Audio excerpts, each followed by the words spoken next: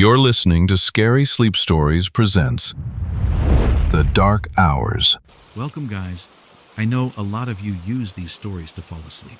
So before you drift off like the video, subscribe if you're new, and comment what time it is right now. Let's see who's still awake and who's not alone tonight. Let's begin. The moment her hand touched my arm, I knew I'd made a terrible mistake. Her fingers were ice cold, her grip unnaturally strong. As I looked into her eyes, pleading for help, I saw nothing but emptiness. And that's when I realized this wasn't a stranded motorist. This was a trap. I'd been driving for hours. The monotony of the rural highway broken only by the occasional flicker of my headlights, catching a road sign or the eyes of some nocturnal creature. It was past midnight, and I was on my last delivery run of the night. As a driver for a small courier company, these late-night routes were part of the job. Usually, they were uneventful. Boring, even. But not tonight. I first saw her about a mile back, a lone figure on the side of the road, arm outstretched in the universal sign for a hitchhiker. At first, I drove past. Company policy strictly forbade picking up strangers. But something made me slow down, glancing in my rearview mirror. She looked so vulnerable standing there in the dark. Young, maybe early 20s, with long dark hair whipping around her face in the wind. I could see she was shivering, arms wrapped tightly around herself. Against my better judgment, I found myself pulling over. As I put the van in park and rolled down the passenger window, I called out, "You okay? Need some help?" She approached slowly, relief evident on her face. "Oh, thank God," she said, her voice trembling. "My car broke down a few miles back, and I've been walking for hours. Could you please give me a ride to the next town?" I hesitated. Every instinct told me to drive away, but it was cold out, and the next town was at least 20 miles away. What kind of person would I be if I left her here? "All right," I said, unlocking the doors. "Hop in. I can take you as far as Millbrook." Her smile was grateful as she climbed into the passenger seat. "Thank you so much. You're a lifesaver." We drove in silence for a few minutes. I could feel her shivering next to me, so I turned up the heat. "I'm Jake, by the way," I said, trying to break the ice. "Sarah," she replied, offering a small smile.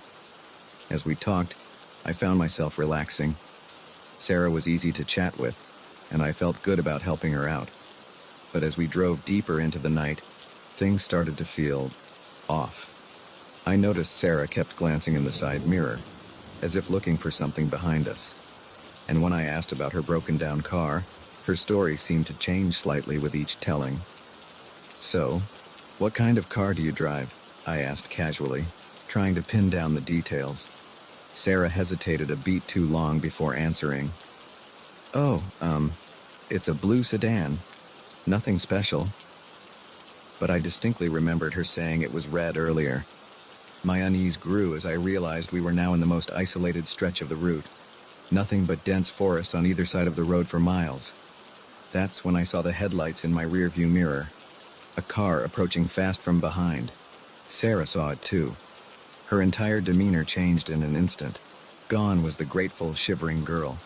In her place sat someone else entirely. Cold, calculating, dangerous. "Pull over," she commanded, her voice hard. "What? Why?" I asked, my heart beginning to race. "Just do it," she snapped, reaching into her jacket. The glint of metal caught my eye. A gun. My blood ran cold as the realization hit me. This wasn't a chance encounter. This was a setup.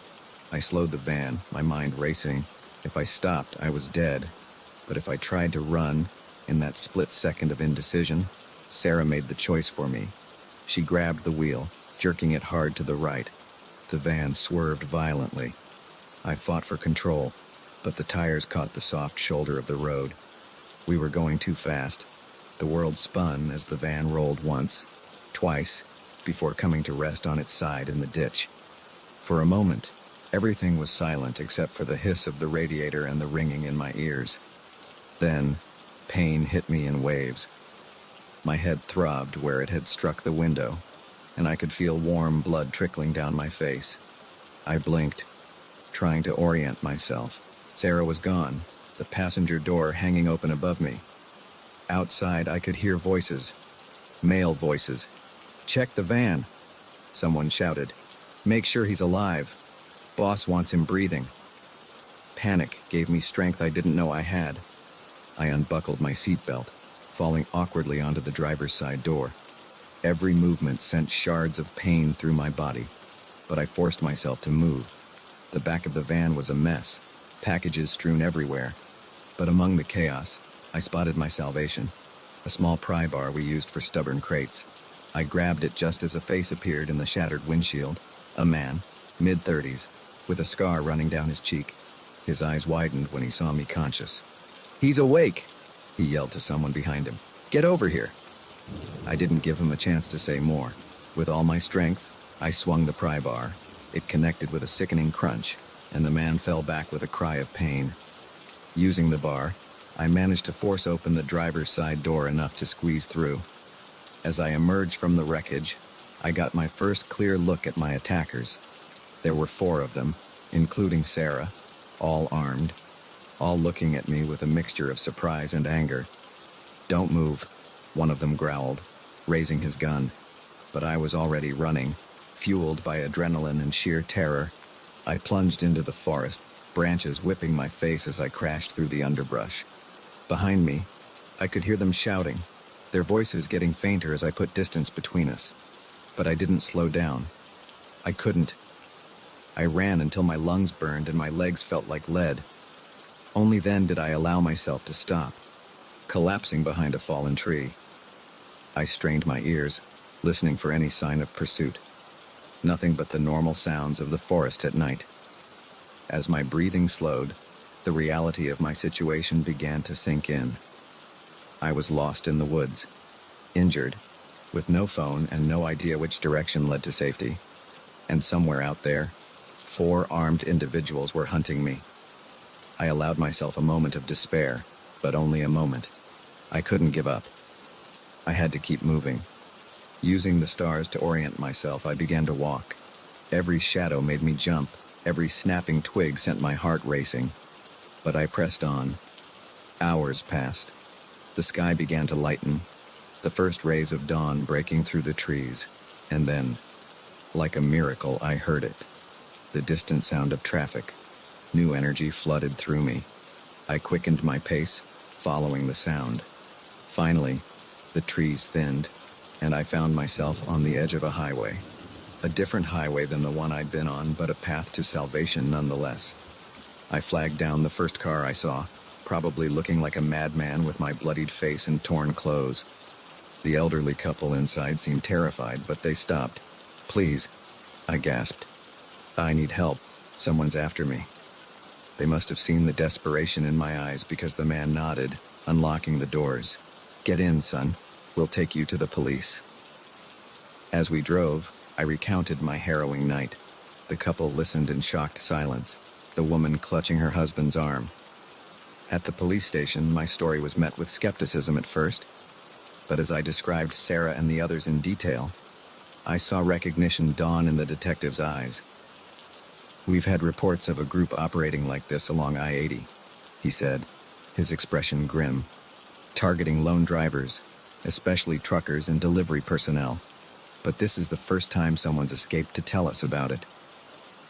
Over the next few weeks, I worked with the police in giving statements, looking at mugshots. They found my van, but Sarah and her accomplices had vanished. I couldn't go back to my old job. The thought of driving those lonely roads at night filled me with paralyzing fear. But in a way, Sarah and her crew had given me a gift, a story, a warning. I started writing, sharing my experience online. It resonated with people, especially other drivers. Soon I was giving talks, advocating for better safety measures for long-haul drivers and couriers. My brush with death had given me a new purpose, and while I still look over my shoulder more often than I'd like, I know that by speaking out, I might just save someone else from falling into the same trap. Because out there on the dark highways, not everyone who asks for help is a victim. Sometimes, the real danger is in being too willing to trust a stranger.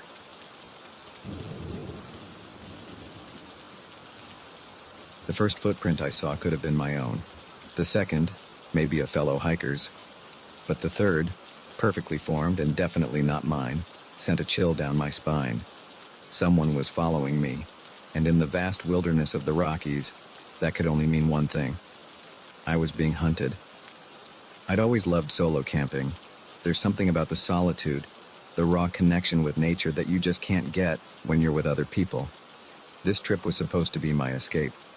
A week-long trek through some of the most beautiful and isolated terrain in Colorado. I'd planned meticulously, packing enough supplies to last me 10 days, just in case. A satellite phone was my only concession to safety, and even that I'd promised myself I'd use only in the direst emergency. The first 3 days were everything I'd hoped for. The weather was perfect, crisp mountain air filling my lungs as I hiked through alpine meadows and dense forests. At night, I'd fall asleep to the sound of a nearby stream, the Milky Way stretching overhead in a dazzling display you never see in the city. It was on the fourth morning that things changed. I woke just before dawn, as usual, eager to break camp and get an early start. That's when I saw it, a set of footprints in the soft earth near my tent. At first, I dismissed them. I must have made them last night and forgotten, I told myself. But as I followed their trail with my eyes, my blood ran cold. They circled my entire campsite, coming right up to my tent at one point. Someone had been watching me sleep. I packed up faster than I ever had before, my hands shaking as I stuffed my gear into my backpack. Part of me wanted to use the satellite phone right then to call for help. But what would I say? That I saw some footprints. I had no proof of any real danger, and the rational part of my brain was still trying to come up with logical explanations. So I hiked on, following my planned route but with a new sense of urgency. Every snapping twig, every rustle in the underbrush made me jump. I found myself constantly looking over my shoulder, scanning the trees for any sign of movement. By midday, I was exhausted, more from the constant state of alertness than from the physical exertion. I stopped by a small lake to refill my water bottles and try to calm my nerves. That's when I saw the reflection in the water, a figure standing on the ridge above me, partially hidden by a tree. I whirled around, my heart pounding, but there was nothing there. Had I imagined it? The stress playing tricks on my mind? I didn't stay to find out. I grabbed my pack and started moving again, no longer caring about following my planned route. My only goal now was to put as much distance between me and whoever or whatever was out there. As the day wore on, the evidence became harder to dismiss. A freshly broken branch here, a disturbed patch of moss there. Small signs that someone was paralleling my route, staying just out of sight. By the time I made camp that night, I was a wreck. Every shadow seemed to move, every sound a potential threat. I didn't dare light a fire, instead choking down a cold meal of trail mix and beef jerky. Sleep was out of the question. I sat with my back against a tree, a small folding knife clutched in my hand, straining my eyes against the darkness. Sometime in the early hours of the morning, I heard it. Footsteps, slow and deliberate, moving around my campsite. I held my breath, trying to pinpoint the source of the sound. It seemed to be coming from all around me. Then, a voice, low and gravelly. "I know you're awake. Why don't you come out and say hello?" Terror gripped me. This was real. This was happening. "Who are you?" I managed to stammer out. "What do you want?" A chuckle, cold and mirthless. "What do I want?" "Oh, city boy, out here, it's not about want. It's about need. And right now, I need you to start running." I didn't need to be told twice. I bolted, leaving my tent and most of my gear behind. The only things I had were what I'd been clutching all night: my knife, the satellite phone, and a small pack with some water and energy bars. I ran blindly through the forest, branches whipping my face, roots threatening to trip me with every step. Behind me, I could hear him, Not running, but moving steadily, confidently. He knew these woods. This was his territory, and I was nothing but prey. As the first light of dawn began to filter through the trees, I allowed myself to slow down, gasping for breath. I couldn't keep running forever. I needed a plan. The satellite phone. I pulled it out with trembling hands, praying for a signal. 1 bar. It would have to do. As I was dialing, a sharp crack split the air. The phone exploded in my hand, pieces of plastic and electronics scattering on the forest floor. The shot had come from behind me, too close for comfort. The voice called out, closer now. That would be cheating. This is between you and me, city boy. I ran again, fueled by a new surge of adrenaline. But I knew I couldn't outrun him forever. I needed to outsmart him. I found a stream and started following it downstream, hoping the water would mask my scent and cover my tracks.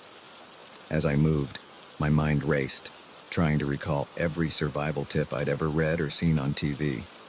After about a mile, I veered off suddenly, backtracking along the bank before heading off in a new direction. It wasn't much, but I hoped it might buy me some time, make him think I was still following the stream. I found a dense thicket and crawled inside, trying to slow my breathing, to become as silent and still as possible. And I waited. Hours passed. The sun climbed higher in the sky, its warmth a stark contrast to the cold fear that gripped me. I heard him pass by twice, muttering to himself, clearly frustrated at having lost my trail. As dusk approached, I knew I had to move. I couldn't stay hidden forever, and I was no closer to safety than I had been this morning. Slowly, carefully, I emerged from my hiding spot. That's when I saw it. A glint of metal in the fading light. A trap, not 10 feet from where I'd been hiding. If I'd tried to run earlier, I would have stumbled right into it. The realization hit me like a punch to the gut. He wasn't just tracking me. He was hurting me, driving me towards his traps. This wasn't a spur-of-the-moment hunt. This was a game he'd played before. With this new understanding came a grim determination. I wasn't going to be his prey any longer. It was time to turn the tables. I started moving again, but with purpose now. I laid false trails, doubled back on myself, used every trick I could think of to confuse my trail. And all the while, I watched for more traps, for signs of his passage. As night fell, I found what I was looking for, his camp. It was well hidden, but in his arrogance, he'd underestimated me. He hadn't expected his prey to become the hunter. I watched from the shadows as he returned, clearly angry at having lost me. He threw down his rifle and slumped by the fire, muttering curses. This was my chance. I crept closer, my hand tightening around my small knife. It wasn't much, but it was all I had. A twig snapped under my foot. His head whipped around, eyes wide with surprise. For a moment, we just stared at each other, prey and predator. Roles suddenly reversed. Then, everything happened at once. He lunged for his rifle. I threw myself forward, knife outstretched. We collided, rolling on the ground, each fighting for survival. He was stronger, but I was desperate. Somehow, in the chaos, my knife found its mark. He let out a gasp, more of surprise than pain, and then went still. I scrambled away, shocked at what I'd done. But there was no time for regret or moral quandaries. I grabbed his rifle and satellite phone, and I ran. It took search and rescue 2 days to find me. By then, I was dehydrated, exhausted, and on the verge of collapse. As the helicopter lifted me to safety, I looked down at the vast wilderness below. It no longer seemed beautiful. Now, it just looked like a place to hide bodies. The authorities found his camp, and with it, evidence of other victims. The man who had hunted me was wanted in 3 states for a string of disappearances. In the end, my nightmare had saved lives.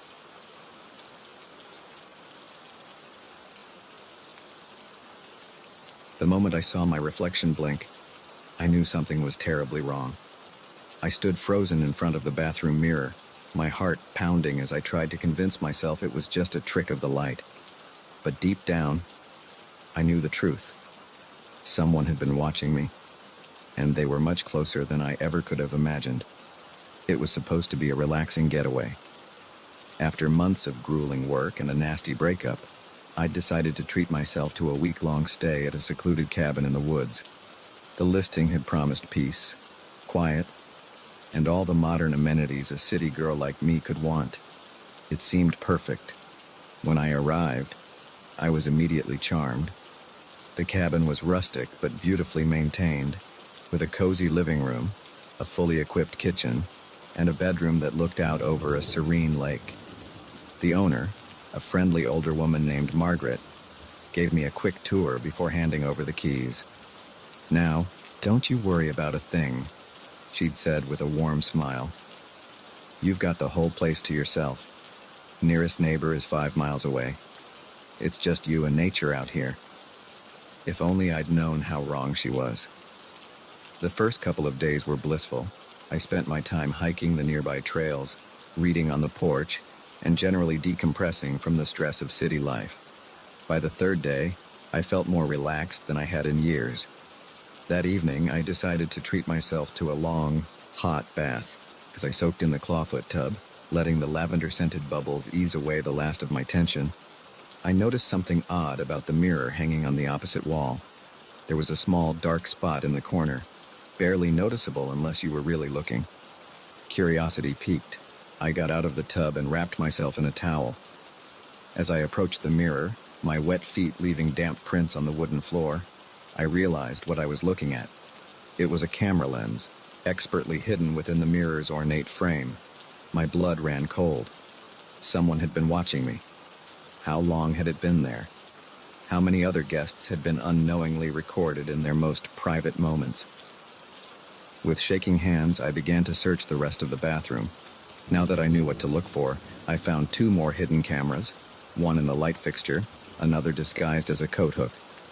Panic rising in my throat, I moved to the bedroom. More cameras. The living room. The kitchen. Even on the porch. They were everywhere. I felt violated, exposed, and utterly terrified. Who was watching? What did they want? I grabbed my phone, ready to call the police in, but there was no signal. Of course. I was miles from the nearest cell tower. That's when I heard it. A soft creak from somewhere in the house. I froze, straining my ears. Another creak. Closer this time. Footsteps. Someone was inside. I looked around frantically for a weapon. Anything I could use to defend myself. My eyes landed on a heavy brass candlestick on the mantel. I grabbed it, its weight reassuring in my hands. The footsteps were in the hallway now, approaching the living room where I stood. I raised the candlestick, my heart pounding so hard I was sure it could be heard. A figure appeared in the doorway. A man, tall and lean, with a face I recognized instantly. It was Margaret, the owner. Or rather, it was Margaret without her wig and makeup. "Well, well," he said, his voice no longer the warm, motherly tone I remembered. "Looks like my little mouse has figured out the game." I tightened my grip on the candlestick. "Who are you? What do you want?" He chuckled, a sound that sent shivers down my spine. "Who I am doesn't matter. As for what I want, well, let's just say you're not the first guest to provide me with some quality entertainment." The implication of his words made me feel sick. "The cameras, how long have they been here?" "Oh, years now," he said, taking a step closer. I backed away, keeping the coffee table between us. "You'd be amazed how much people will pay for the right kind of footage, and you, my dear, have been quite the star performer." I felt a surge of rage cut through my fear. "You sick bastard, I'm calling the police." He laughed again, pulling something from his pocket. My cell phone. "I'm afraid that won't be possible. You really should be more careful with your belongings." I glanced at the door, wondering if I could make a run for it, but he was blocking the only exit, and I knew he'd be on me in seconds if I tried. Now, he said, his tone becoming businesslike, we have two options here. One, you can try to fight, to run. I promise you, it won't end well. Or two, you can be a good girl and do exactly as I say. Who knows? You might even enjoy your new career. The thought of submitting to this monster made my skin crawl, but I forced myself to appear defeated, my shoulders slumping as I lowered the candlestick. That's better, he said, a triumphant smile spreading across his face. He took another step closer. I knew you'd see reason.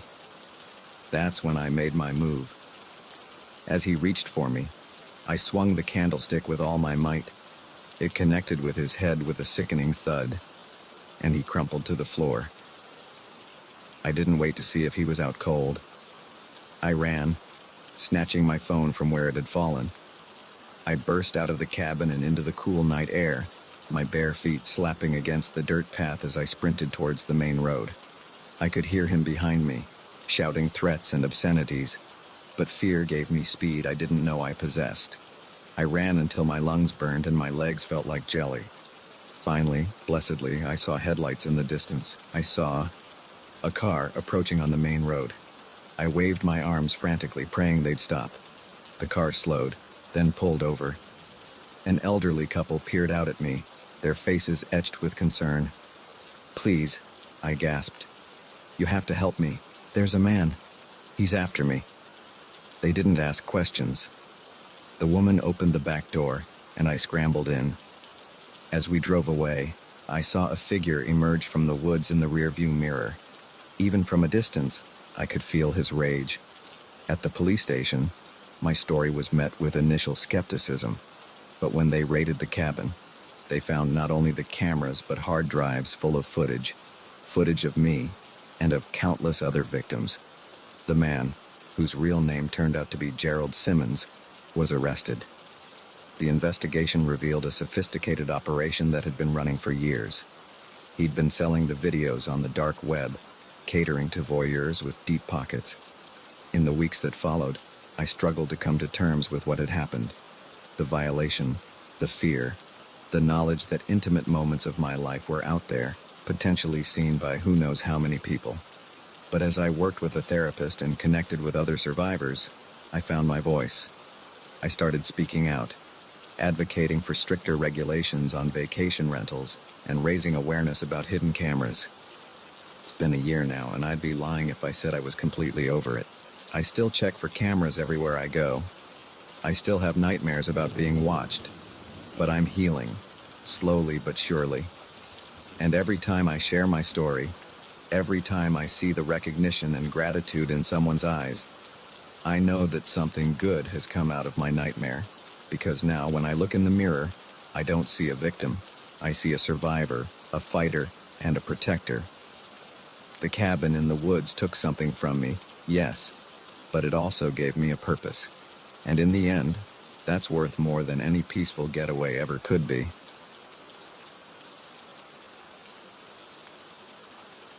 The first gunshot shattered the silence of the night, and with it, my illusion of safety. In that instant, I realized that this wasn't just a routine break-in.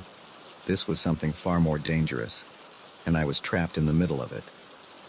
I'd been working as a night security guard at the Millbrook Industrial Complex for just over 3 months. It was an easy gig, or so I thought. The complex was massive, a sprawling maze of warehouses and office buildings on the outskirts of town. But at night, it was a ghost town. My job was simple: make my rounds, check the locks, and keep an eye on the security cameras. That night started like any other. I arrived for my shift at 10 p.m., relieving Dave, the evening guard. We went through our usual handover routine, nothing out of the ordinary to report. Quiet as a graveyard out there, Dave had said with a chuckle as he left. "Try not to fall asleep, Jake." If only he knew how wrong he was. It was around 2 a.m. when I first noticed something was off. I was in the main security office, eyes glazing over as I stared at the bank of monitors showing feeds from cameras all over the complex. Something moved on one of the screens, a flicker of shadow that didn't belong. I sat up straighter, suddenly alert. There it was again, on a different camera. a figure darting between buildings. My heart rate picked up. This wasn't some teenager looking for a thrill or a homeless person seeking shelter. The way they moved, quick and purposeful, spoke of something more sinister. I reached for the phone, ready to call the police, when the alarms started blaring. Red lights flashed across the monitors as multiple security breaches were detected simultaneously. This was coordinated, professional. I was reaching for my radio to alert the off-site security team when the first gunshot rang out. The sound echoed through the empty complex, and I saw muzzle flashes on one of the cameras. My blood ran cold. This wasn't just a break-in, this was an armed assault. I knew I should stay put, lock the door, and wait for the police. That's what we were trained to do. But something inside me couldn't just sit there. I had to know what they were after.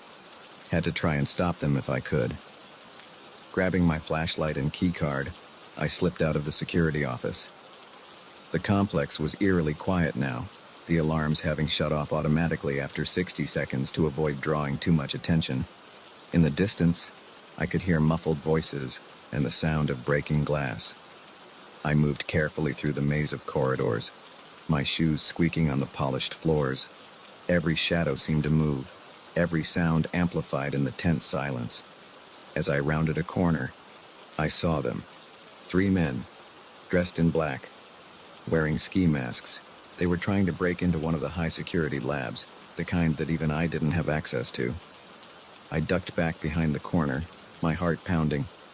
What the hell was I doing? I was a rent-a-cop with a flashlight, up against armed intruders. This was insane. But I couldn't just walk away. Whatever was in that lab, it was important enough for these guys to risk an armed robbery. I had to do something. I looked around, desperate for anything I could use as a weapon or a distraction. My eyes landed on the fire alarm on the wall. It was a risk. The noise would alert the intruders to my presence, but it might also scare them off. Taking a deep breath, I smashed the glass and pulled the lever. The effect was instantaneous. Sirens blared and sprinklers activated, drenching everything in seconds. I heard shouts of surprise and anger from around the corner. Using the chaos as cover, I peered around the edge. The men were no longer at the lab door. They were running, heading towards the exit. Relief flooded through me. It had worked. They were leaving. But then one of them stopped, turning back. Even through the ski mask, I could see his eyes narrow as they landed on me. "Hey!" he shouted, raising his gun. I didn't think. I ran.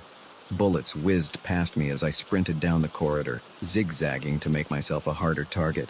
I could hear their footsteps behind me, gaining ground. I knew the layout of the complex better than they did. It was my only advantage. I took a sharp left, then a right, leading them deeper into the maze of hallways. My lungs burned as I ran, fear and adrenaline pushing me faster than I'd ever moved. I needed a place to hide, somewhere I could lose them. The basement. The idea hit me like a bolt of lightning. The basement level was a warren of storage rooms and maintenance tunnels. If I could make it there, I might have a chance. I changed direction, heading for the nearest stairwell. The sound of pursuit was closer now, their shouts echoing off the walls. I burst through the stairwell door and practically flew down the steps, taking them 3 at a time. Behind me, I heard the door slam open again. They were right on my heels. The basement level was dark, emergency lights casting long shadows. I ran down the main corridor, my wet shoes slipping on the concrete floor. Left, right, another left. I turned corners at random, hoping to lose them in the maze. My chest felt like it was going to explode, but I didn't dare slow down. Finally, I spotted what I was looking for, a small maintenance closet, tucked away in a corner. I yanked the door open and squeezed inside, pulling it shut behind me. The closet was tiny, barely big enough for me to stand in. It smelled of cleaning products and damp. I held my breath, straining my ears for any sound of pursuit. Footsteps approached, slowing as they neared my hiding spot. I could hear them breathing heavily just on the other side of the thin door. "Where'd he go?" one of them growled. "Check every door," another replied. "He's got to be here somewhere."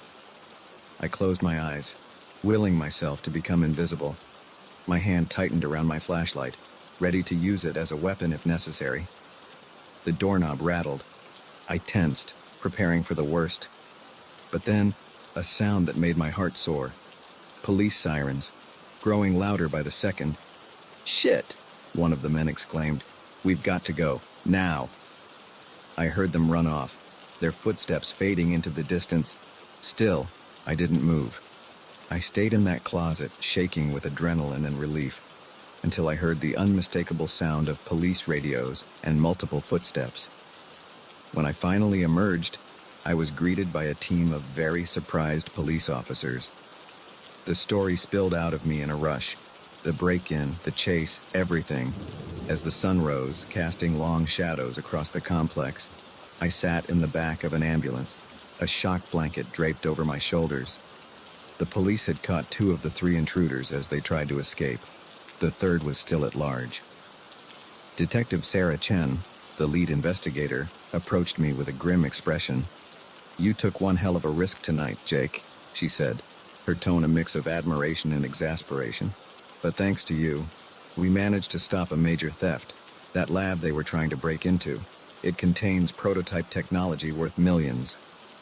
I nodded, still trying to process everything that had happened. "Who were they?" I asked. Detective Chen sighed. "Professional thieves, working for a rival company. We've been tracking their operation for months, but we never expected them to be this bold." She paused, fixing me with a serious look. "You know, the department could use someone with your quick thinking and bravery. Ever considered a career in law enforcement?" I couldn't help but laugh. 12 hours ago, I was a bored security guard counting the minutes until my shift ended. Now I was being recruited by the police. As I watched the sun rise over the industrial complex, casting a golden glow over the scene of my night-long ordeal, I realized something. Life can change in an instant. One moment, you're going through the motions, and the next, you're running for your life, making split-second decisions that could mean the difference between life and death. I didn't know if I'd take Detective Chen up on her offer, but I did know one thing. I'd never look at my boring security job the same way again, because sometimes the most ordinary nights can turn into the most extraordinary adventures. And sometimes, the person you least expect to be a hero, even yourself, can rise to the occasion when it matters most.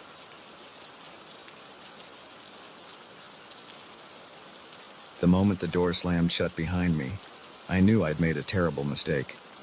The sound echoed through the empty house, a finality to it that sent chills down my spine.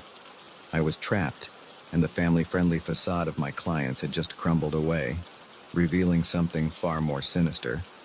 It was supposed to be a routine showing. As a real estate agent in the upscale neighborhood of Oakwood Hills, I'd done hundreds of these. The Jensen property was a gem, a sprawling 6-bedroom mansion with all the bells and whistles the wealthy clients in this area desired. Pool, home theater, wine cellar, you name it. This place had it. When the Carters contacted me about viewing the property, I was thrilled. They seemed like the perfect buyers, a successful businessman, his elegant wife, and their 2 well-behaved children. They had the means and the motivation to make a quick sale. I remember thinking how lucky I was as I pulled up to the Jensen house that sunny Saturday afternoon. The Carters were already waiting, looking picture-perfect in their country club attire. "Mrs. Reeves," Mr. Carter greeted me with a firm handshake. "Thank you for meeting us on such short notice. Please, call me Sarah," I replied with my best sales smile. "Shall we begin the tour?" As we moved through the house, I pointed out all its features, from the gourmet kitchen to the luxurious master suite. The Carters seemed impressed, asking all the right questions. Mrs. Carter was particularly interested in the security system, which I assured her was top of the line. It wasn't until we reached the basement that things started to feel off. Mr. Carter's questions became more pointed, focused on the layout and any potential hidden spaces. "You never know when you might need a panic room," he joked, but there was an edge to his voice that made me uneasy. As we climbed the stairs back to the main floor, I felt Mrs. Carter's hand on my arm. Her grip was surprisingly strong. "Sarah, dear," she said, her voice sickly sweet. "Would you mind if we took another look at the master bedroom? I have a few more questions about the closet space." I nodded, leading the way back upstairs. Mr. Carter and the children stayed in the living room, engrossed in what looked like a heated discussion. The master bedroom was at the end of a long hallway. As we entered, I launched into my usual spiel about the custom cabinetry and designer fixtures, but Mrs. Carter wasn't listening. She was staring at me with an intensity that made my skin crawl. "You know, Sarah," she said, taking a step closer, "we're not really here to buy a house." My heart skipped a beat. "I'm sorry, I don't understand." Her smile widened, revealing too many teeth. "Oh, I think you do. Or at least you will." That's when I felt a sharp pain in my neck. I spun around to see Mr. Carter standing behind me, an empty syringe in his hand. When had he come upstairs? What did you do to me?" I slurred, my vision already starting to blur. "Don't worry, dear," Mrs. Carter cooed. "Everything will make sense soon." The last thing I remember before losing consciousness was the sound of their laughter, cold and cruel. When I came to, I was in a dimly lit room I didn't recognize. My head was pounding, and my mouth felt like it was stuffed with cotton. As my eyes adjusted to the darkness, I realized with growing horror that I was in some sort of cell. The walls were concrete, and a heavy metal door was the only exit. Panic set in as the memories came flooding back. The Carters, the house showing, the injection. This couldn't be happening. Things like this didn't happen to people like me. I tried to stand, Mom, but my legs were wobbly, and I stumbled. That's when I noticed the chain. A thick metal shackle was fastened around my ankle, connected to a bolt in the floor. I was well and truly trapped. Hours passed, or maybe it was days. Time lost all meaning in that windowless room. I alternated between frantic attempts to escape and periods of despair where I huddled in the corner, sobbing. Finally, the door opened. Mr. Carter walked in, looking as polished as ever in his expensive suit. "Ah, good. You're awake," he said, as if we were meeting for a business lunch. "I hope you're finding your accommodations adequate." "Why are you doing this?" I croaked, my voice hoarse from screaming. He chuckled. "Why does anyone do anything, Sarah? For profit, of course. You see, there are people out there willing to pay a great deal of money for someone like you. Young, attractive, educated. You'll fetch a high price on the right market." The implication of his words hit me like a physical blow. Human trafficking. The horror stories I'd heard on the news suddenly became my reality.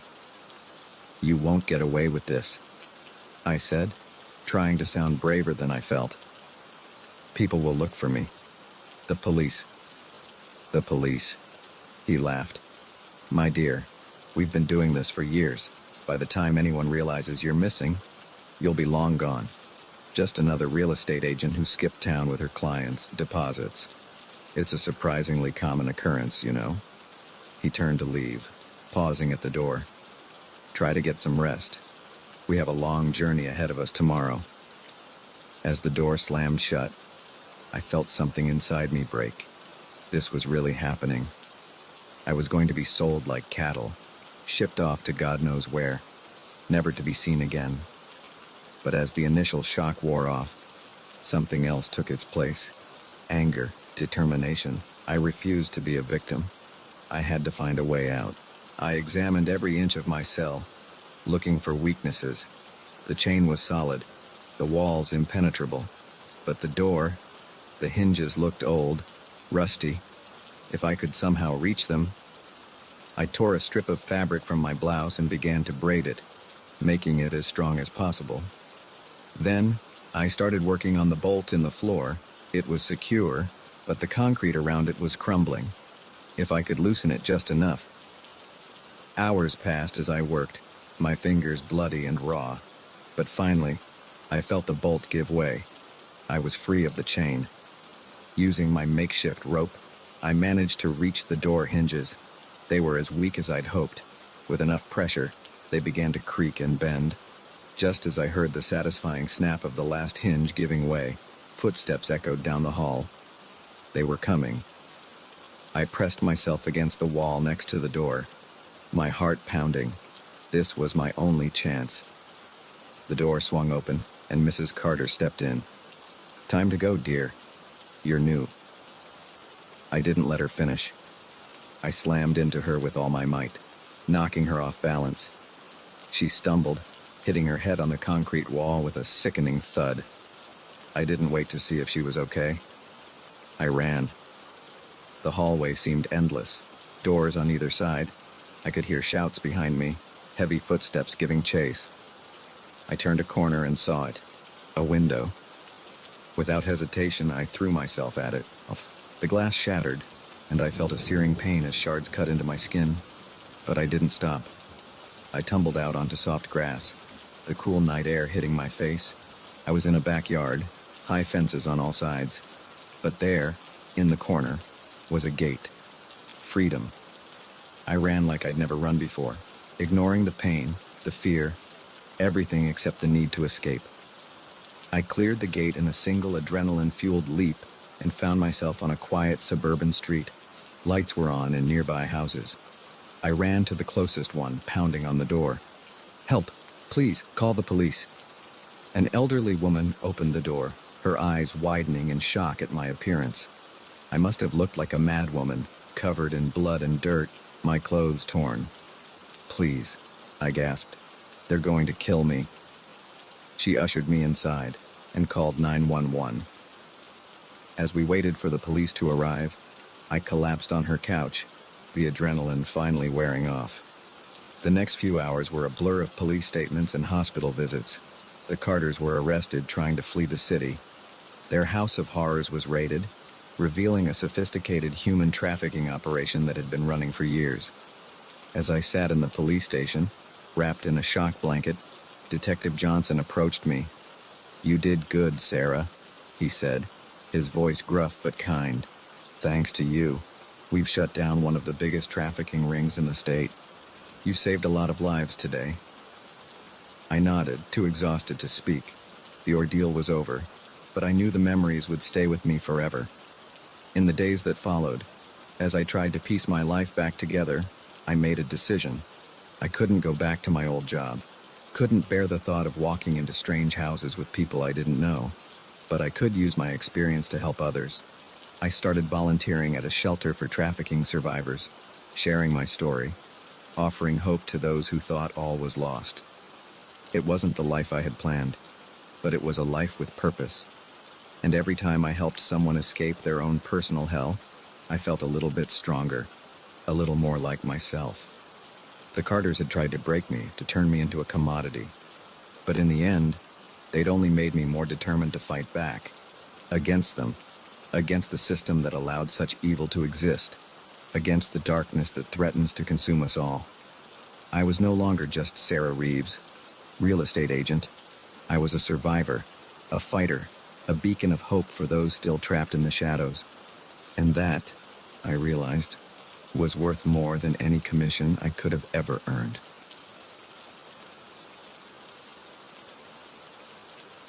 The moment I saw the glint of metal in the driver's hand, I knew I'd made a terrible mistake. This wasn't just a ride. It was a trap, and I had walked right into it. As the car sped down an unfamiliar road, my heart raced, and one thought echoed in my mind. How could I have been so stupid? It had started innocently enough. I was hitchhiking across the country, a journey of self-discovery after graduating college. My backpack was light, my spirits were high, and the open road seemed full of promise. I'd had good luck so far, meeting interesting people and seeing parts of America I'd only dreamed about. That fateful day, I'd been standing on the side of a quiet highway for hours, my thumb out, watching car after car zoom by. The sun was setting, painting the sky in brilliant oranges and pinks, when a blue sedan finally pulled over. The couple inside looked harmless enough. The man, probably in his late 40s, had a friendly smile and crow's feet around his eyes. The woman beside him was younger, with long blonde hair and a gentle face. They introduced themselves as Jack and Linda. "Where are you headed, son?" Jack asked, his voice warm and inviting. "West," I replied. "Wherever the road takes me." Linda laughed, a melodic sound. "Well, we're heading to Phoenix. That west enough for you?" I grinned, relief washing over me. "That'd be perfect, thanks." I tossed my backpack in the trunk and climbed into the back seat. As we pulled away, I felt a sense of excitement. This was what hitchhiking was all about: meeting new people, sharing stories, experiencing the kindness of strangers. For the first hour or so, everything seemed great. We chatted easily about my travels, their life in Phoenix, the beauty of the landscape around us. Jack was a salesman, he said, and Linda worked from home as a graphic designer. They had been high school sweethearts, married for 20 years. But as the sky darkened and the miles ticked by, something began to feel off. I noticed Jack taking exits I was pretty sure weren't on the way to Phoenix. When I mentioned it, Linda quickly changed the subject, asking about my family back home. An uneasy feeling settled in my stomach.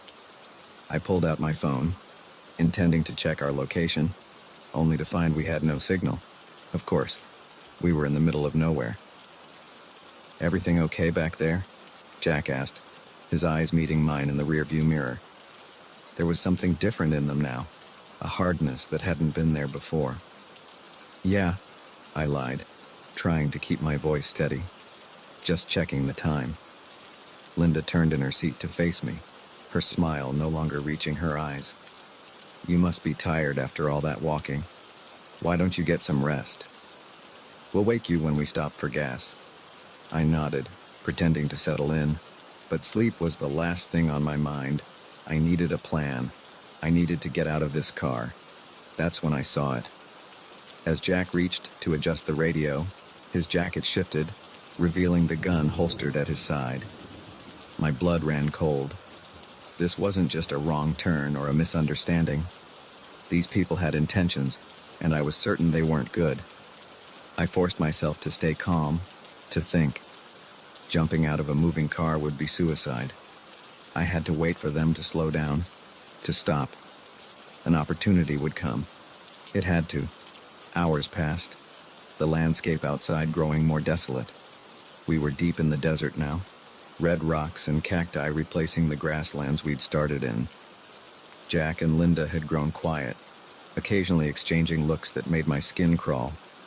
Finally, mercifully, I saw the glowing lights of a gas station in the distance. My heart leapt. This could be my chance. As we pulled up to the pump, I steeled myself. "Mind if I use the restroom?" I asked, trying to sound casual. Jack's eyes narrowed slightly, but he nodded. "Sure thing. Linda, why don't you go with him? I'll fill up the tank." My hopes deflated. They weren't going to let me out of their sight. Linda smiled, all sweetness and light.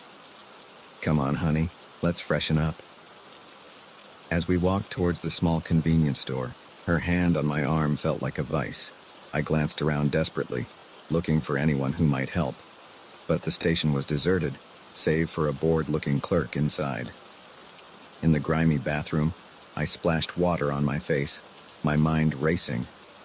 I could try to signal the clerk, but what if he was in on it?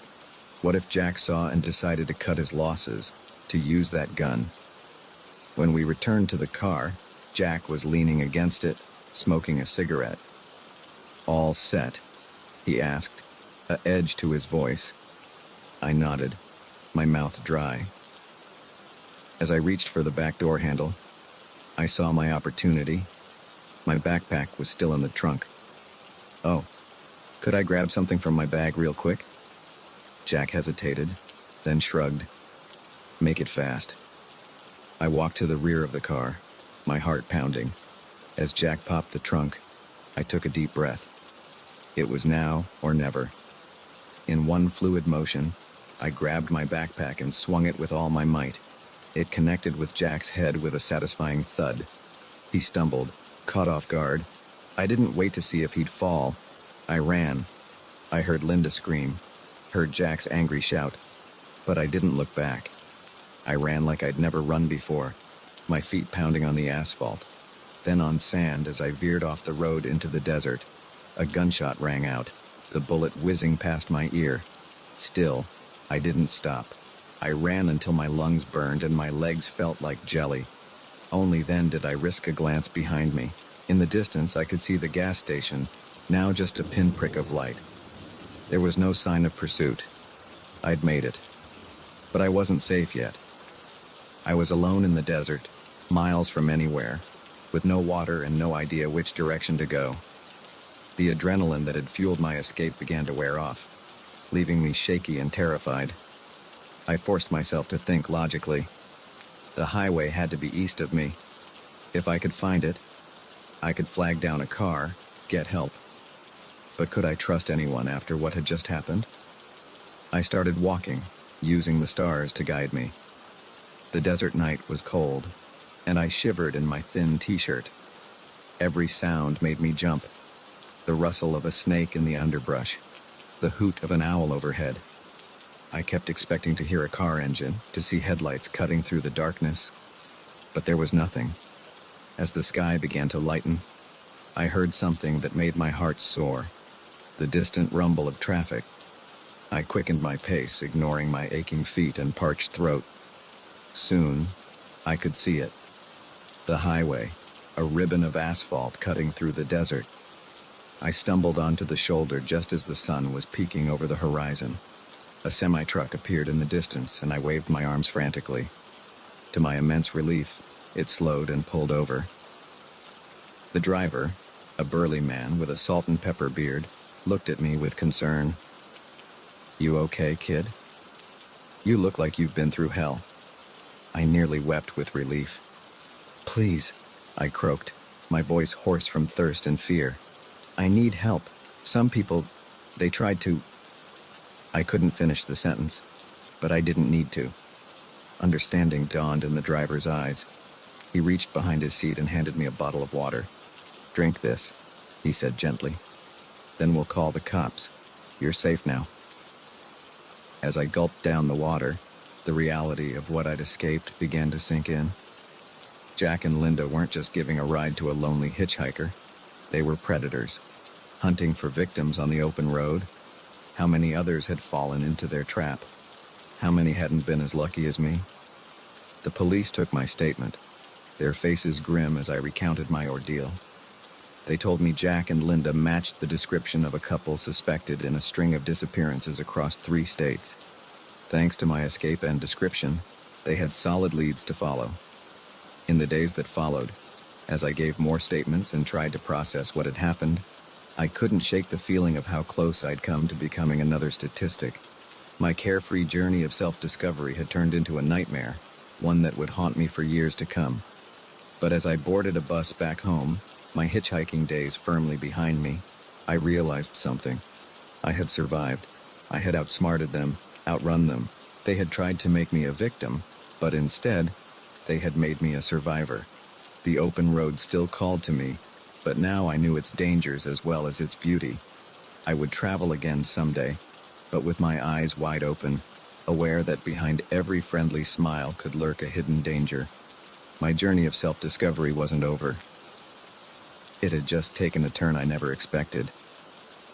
And in the end, I had discovered something vital: my own strength, my will to survive. It wasn't the lesson I'd set out to learn, but it was one I would carry with me always.